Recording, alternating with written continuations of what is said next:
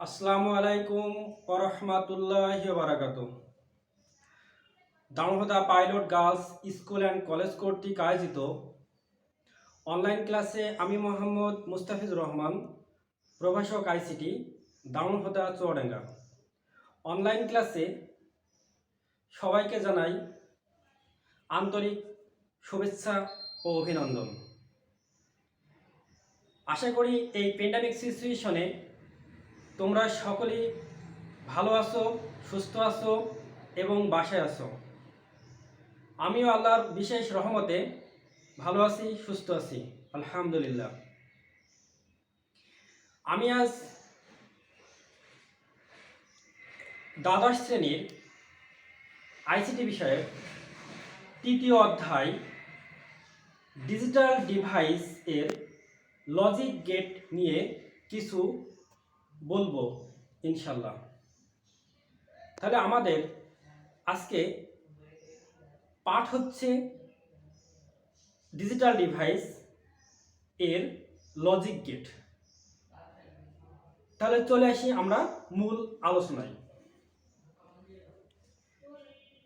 আমি আলোচনা করছি ডিজিটাল ডিভাইস জিনিসটা কি, এটার একটা মোটামুটি সংজ্ঞা তোমাদের জানাচ্ছি। ডিজিটাল ডিভাইস বলতে আমরা এরকম কিছু বুঝি, যে সকল ডিভাইস 0 এবং 1 দ্বারা ক্যালকুলেশন হয় বা অপারেট হয়, সেই সকল ডিভাইসগুলোকে আমরা ডিজিটাল ডিভাইস বলি। অর্থাৎ ডিজিটাল মাধ্যমে যে ডিভাইসগুলো অপারেট হয়, সেই সকল ডিভাইসগুলোকে আমরা ডিজিটাল ডিভাইস বলি। ডিজিটাল ডিভাইসের মধ্যে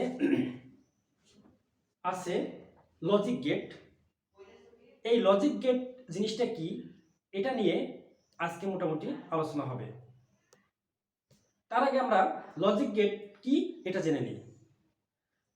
লজিক গেট হচ্ছে বুলিয়ান অ্যালজেব্রার ব্যবহারিক প্রয়োগের ফলে যে সকল ইলেকট্রনিক সার্কিট ব্যবহার করা হয় তাদেরকে লজিক গেট বলে। লজিক গেট মূলত দুই প্রকার। আমরা একটাকে বলি হচ্ছে মৌলিক গেট, 2 নাম্বারটাকে বলি হচ্ছে যৌগিক গেট। আমি এটা যদি এভাবে দেখাই যে নাম্বার 1 মৌলিক গেট,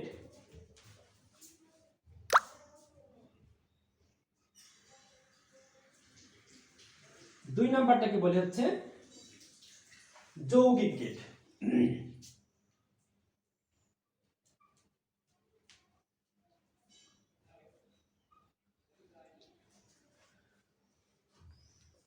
এই মৌলিক গেট বলতে আবার কি বুঝি? যে সকল গেটকে বিশ্লেষণ করলে ওই গেট ছাড়া আর অন্য কোনো গেট পাওয়া যায় না তাদেরকে মৌলিক গেট বলে। তোমরা ক্লাস 6, 7, 8, 9-এ মৌলিক সংখ্যা সম্পর্কে বা মৌলিক পদার্থ সম্পর্কে জেনেছো, তোমাদের ধারণা আছে যে মৌলিক পদার্থ কাকে বলে। যে সকল পদার্থকে বিশ্লেষণ করলে ওই পদার্থ ছাড়া আর অন্য কোনো পদার্থ পাওয়া যায় না তাদেরকে মৌলিক পদার্থ বলে। একইভাবে ওরকমই যে সকল গেটকে বিশ্লেষণ করলে ওই গেট ছাড়া আর অন্য কোনো গেট পাওয়া যায় না তাদেরকে মৌলিক গেট বলে। এখন বলি যৌগিক গেট বলতে তাহলে কি বুঝি? যৌগিক পদার্থ বলতে কি বোঝো? যে সকল পদার্থকে বিশ্লেষণ করে একের অধিক মৌলিক পদার্থ পাওয়া যায় তাদেরকে যৌগিক পদার্থ বলে। সেম নিয়মে বলো, যে সকল গেটকে বিশ্লেষণ করলে একের অধিক মৌলিক গেট পাওয়া যায় তাদেরকে যৌগিক গেট বলে। এখন চলে আসো মৌলিক গেটের প্রকারভেদ। মৌলিক গেট মূলত আবার 3 প্রকার। সেই 3 প্রকার কি কি? সেই 3 প্রকার আমরা দেখি। মৌলিক গেট মূলত 3 প্রকার, যথা 1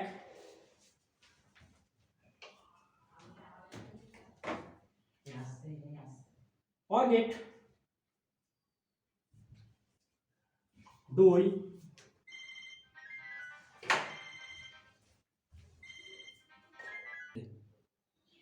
2 নাম্বার গেটটা হচ্ছে অ্যান্ড গেট, আর 3 নাম্বার গেটটাকে আমরা বলি হচ্ছে নট গেট।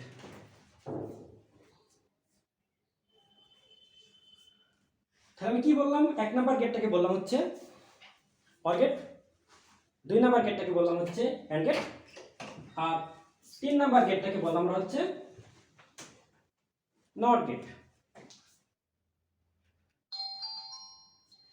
এখন অর গেট, অ্যান্ড গেট এবং নট গেট সম্পর্কে আমি তোমাদের জানাবো। অর গেট বলতে কি বুঝি?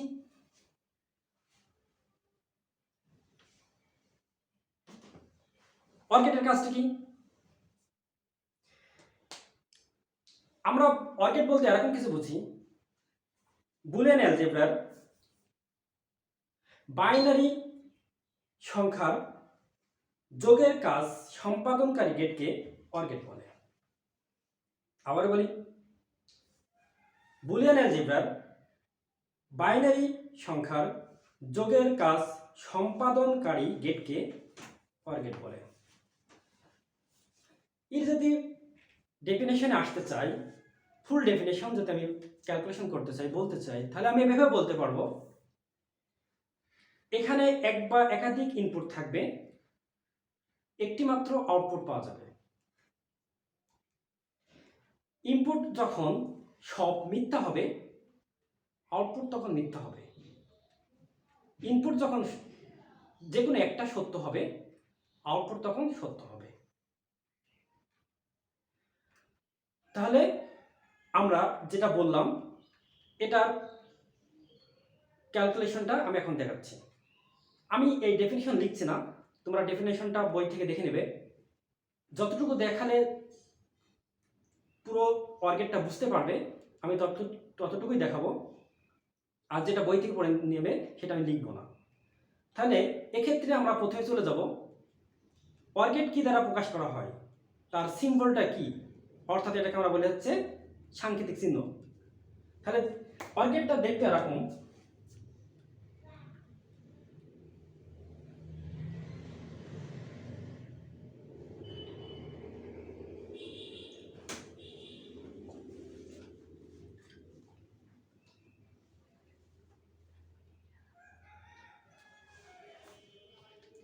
দেখো আমি দুইটা ইনপুট নিছি, একটা হচ্ছে এ আর একটা বি, আরও নিতে পারতাম, তার আউটপুট হয়েছে এফ সমান এ প্লাস বি। এফ তুমি এফের জায়গায় অন্য কিছু দিতে পারতে, এক্স ওয়াই জেড যা খুশি দিতে পারতে, ফাংশন বলে আমি এফ ইউজ করেছি। এফ সমান এ প্লাস বি, আমি কি বলেছিলাম, বাইনারি সংখ্যার যোগের কাজ সম্পাদনকারী গেটকে অর গেট বলে, যোগের কাজ করেছি। চিহ্নটা সম্পর্কে একটু বলি, চিহ্নটা কিরকম চিহ্ন? চিহ্নটা হচ্ছে, আমি এটা সাধারণত বইয়ের কোনো ল্যাঙ্গুয়েজ না, এটাকে সাধারণত আমি এভাবে বলি, এটা একটা চন্দ্রাকৃতির মতো দেখাই বলে এটা কোনো চন্দ্রাকৃতি বলি, এটা কোনো বইয়ের ভাষা না, এরকম একটা সিম্বল বলে আমি এটাকে চন্দ্রাকৃতির বলি। তাহলে কি হলো, দুইটা ইনপুট দিলাম এ আর বি, তার আউটপুট একটা পেলাম। আমি কি বলেছিলাম, এক বা একাধিক ইনপুট দেবো, তার আউটপুট একটা পাবো। দেখো তার আউটপুট একটাই পেয়েছি, এফ সমান কি পেয়েছি, এ প্লাস বি। এটা তার সাংকেতিক চিহ্ন, এটা লিখে রাখতে পারো, সাংকেতিক চিহ্ন।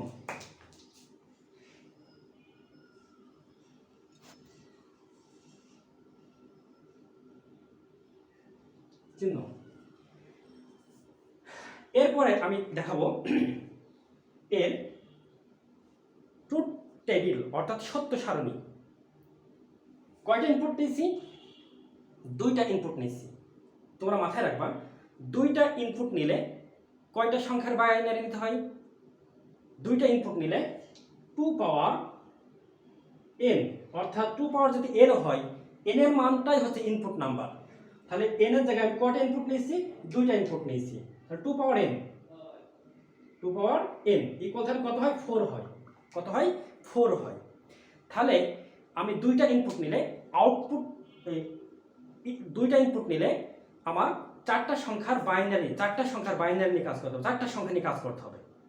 আমি যদি তিনটা ইনপুট নিতাম, 2 পাওয়ার 3 ইকুয়াল 8, তাহলে 8টা সংখ্যার বাইনারি নিতাম। আমি যদি চারটা ইনপুট নিতাম, তাহলে 2 পাওয়ার 4 অর্থাৎ 2^4 = 16টা সংখ্যার বাইনারি নিতাম, আমাদের অত দরকার নেই। তাহলে আমাদের কি দরকার, আমরা দুইটা ইনপুট নিয়েছি, দুইটা ইনপুট নিলে কয়টা সংখ্যার বাইনারি লাগবে, 4টে সংখ্যার বাইনারি লাগবে। দেখো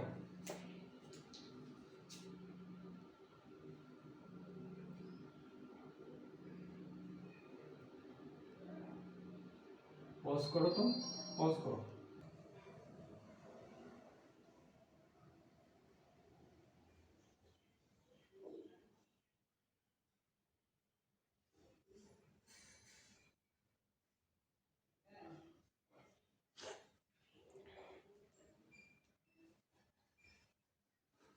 পজ করেছো? তাহলে আমরা ইনপুট হিসেবে নিলাম দুইটা বিট, অর্থাৎ এ আর বি, তার আউটপুট পেলাম এ প্লাস বি। তাহলে আমি তোমাদের কি বলেছিলাম, দুইটা ইনপুট নিলে কয়টা সংখ্যার বাইনারি নিতে হবে, 4টা সংখ্যার বাইনারি নিতে হবে, অর্থাৎ 0 থেকে 3 পর্যন্ত।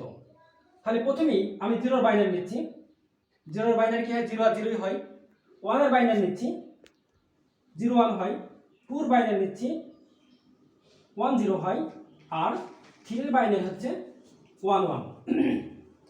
তাহলে এখন যোগ করো, 0 + 0 = আমরা কি জানি 0, 1 + 0 = 1, 0 + 1 = 1, 1 + 1 = 0, ক্যারি যেটা থাকে সেটা বসে যাবে 1। তাহলে আমরা কি দেখলাম, যে দুইটা বিট ইনপুট নিলাম, দুইটা বিট ইনপুট নিলাম, 4টে সংখ্যার বাইনারি দিলাম। প্রথমে 0-র বাইনারি দিলাম, 0 আর 0 যোগ করলে 0 হয়। 1-এর বাইনারি 0 আর 1, 1 0 যোগ করলে 1 হয়, 1 0 যোগ করলে 1 হয়, 1 + 1 = যোগ করলে 0 হয়, হাতে যে 1 থাকে সেটা বসে যায়। তাহলে এটা কি হলো, ট্রুথ টেবিল অর্থাৎ সত্য সারণী। তাহলে এক্ষেত্রে আমরা বলতে পারবো, যখন এ অফ বি অফ অর্থাৎ A0 B0, তখন বাল্ব 0, বাল্ব কি, বাল্ব অফ, সরি, যখন এ অফ বি অফ তখন bulb off, A off B on তখন bulb on, A on B off তখন bulb on, A on B on তখন bulb on. শুধুমাত্র যখন সবগুলো ইনপুট মিথ্যা হবে অর্থাৎ 0 হবে, তখনই বাল্বটা জ্বলবে না, তখনই বাল্বটা জ্বলবে না, অর্থাৎ A off B off bulb off. এখন যদি এটা আমরা সার্কিটটি দেখতে চাই, সার্কিটের মাধ্যমে দেখতে চাই, তাহলে আরো ক্লিয়ার হবো। এখন আমি সার্কিটটা করছি, তোমরা দেখো।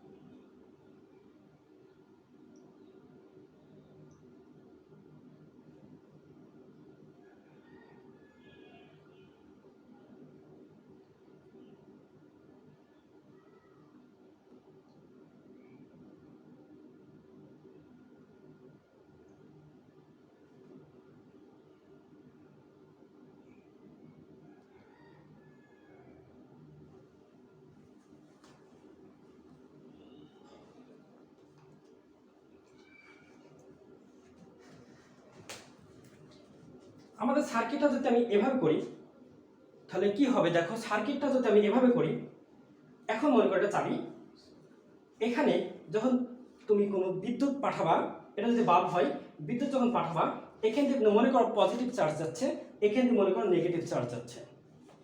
এখন আমার এ আর বি দুটা সুইচ, তাহলে A switch off off, B switch off. তাহলে দেখো পজিটিভ চার্জটা কখনোই বাল্বের কাছে আসতে পারছে না, তাহলে তো বাল্বের কাছে পজিটিভ চার্জ না আসলে নেগেটিভ চার্জ যাচ্ছে, বাট পজিটিভ চার্জ আসতে পারছে না। তাহলে পজিটিভ চার্জ যদি না আসতে পারে তাহলে তো বাল্ব জ্বলবে না, সেক্ষেত্রে A off B off bulb of.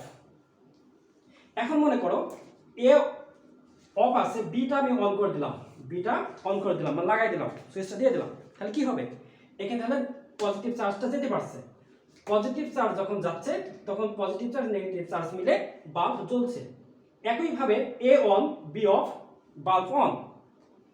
আবার যদি মনে করো যে এ অন বি অন দুইটা যদি অন করে দাও তাহলে তাও পজিটিভ চার্জ যাচ্ছে, তার মানে A on B on bulb on.